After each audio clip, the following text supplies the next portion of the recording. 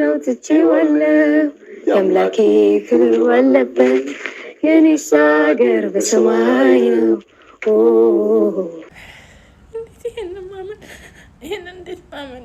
የብዙዎችን ልብ በድንገተኛ ህልፈቱ የሰበረው ተወዳጁ አርቲስት ነጻነት ወርቅነህ የሞት መንስኤውና የመጨረሻዎቹ ሰዓታት ሁኔታ ይፋ ሆነዋል። እንደ ወትሮው ለስራ እንቅስቃሴው ለመውጣት እየለባበሰ ሳለ ነበረ ድንገተኛ ህመም የተሰማው።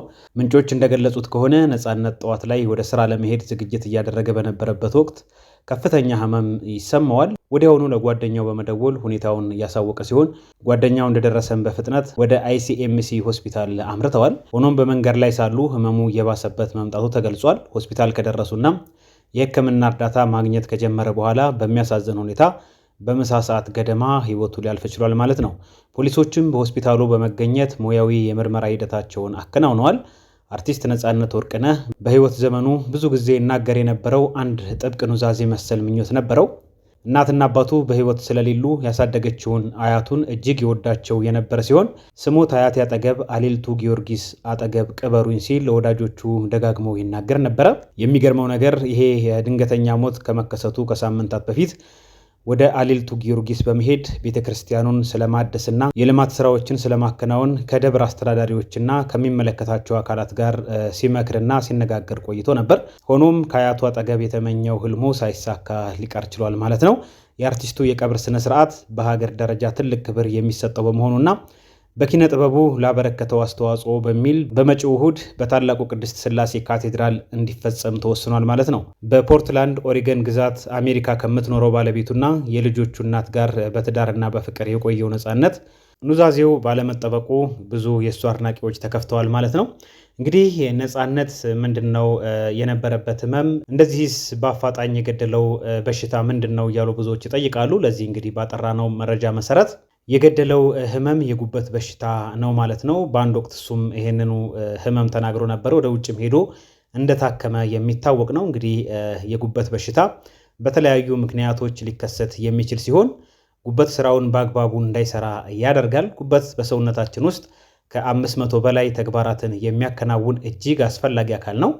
የጉበት በሽታ መንስኤዎችና የህክምና አማራጮችን እንደሚከተለው ለማየት እንሞክራለን። የጉበት በሽታ ዋና ዋና መንስኤዎቹን ስንመለከት አንዱ ቫይረሶች ናቸው ማለት ነው። የሄፓታይተስ A፣ B እና C ቫይረሶች ለጉበት መቆጣትና መጎዳት ዋነኛ መንስኤዎች ናቸው። ሌላው ከመጠን ያለፈ የአልኮል መጠጥ እንደዚሁ ይጠቀሳል። አልኮልን ለረጅም ጊዜና በብዛት መጠጣት የጉበት ስብ ማበጥ እና የጉበት ጠባሳ ያስከትላል ማለት ነው። ሌላው ከመጠን ያለፈ ውፍረትም እንደዚሁ ለበሽታው ያጋልጣል።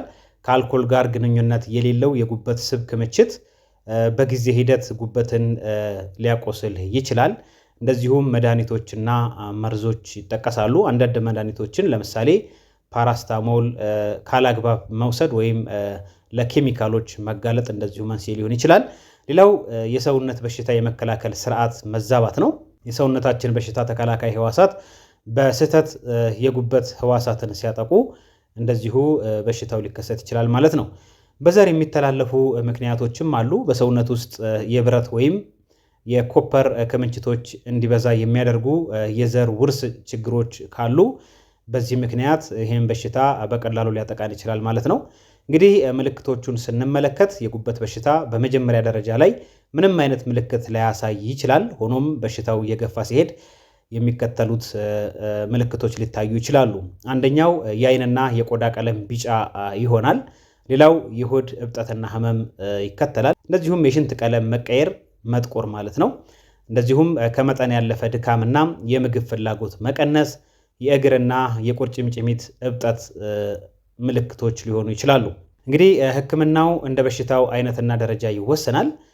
የአኗኗር ዘይቤ መለወጥ አስፈላጊ እንደሆነ ብዙዎች ይናገራሉ። የአልኮል መጠጥን ማቆም፣ ክብደት መቀነስና ጤናማ አመጋገብ መከተል፣ በተለይ ካላስፈላጊ ስብ ራሳችንን መከላከል ይኖርብናል ማለት ነው።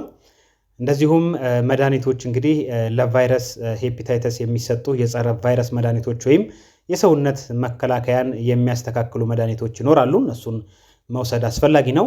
ክትትል ማድረግም እንደዚሁ አንዱ ተገቢው መንገድ ነው ማለት ነው። የጉበት ጠባሳ ካለ የካንሰር ምርመራና ተያያዥ ችግሮችን በቅርበት መከታተል ያስፈልጋል። እንደዚሁም የጉበት ንቅለ ተከላ እንግዲህ መጨረሻ ላይ የማይሆን ከሆነ ጉበት ሙሉ በሙሉ ስራ ሲያቆም የጉበት ንቅለ ተከላ ይደረጋል ማለት ነው። ሌላው የሄፓታይተስ ቢ ክትባት መውሰድ አስፈላጊ ነው። ከመጠን ያለፈ አልኮልን አለመጠቀም፣ መድኃኒቶችን በሐኪም ትዕዛዝ ብቻ መውሰድ፣ ንጽህና የተጠበቀ ምግብና ውሃ መጠቀም፣ እነዚህ እንግዲህ በተለይ ቅድመ መከላከያ መንገዶች ናቸው ማለት ነው። ማንኛውም የጉበት በሽታ ምልክት ሲሰማን እንግዲህ ወደ ሕክምና ተቋም በመሄድ የደም ምርመራና የአልትራሳውንድ ምርመራ ማድረግ ተገቢ ነው ማለት ነው።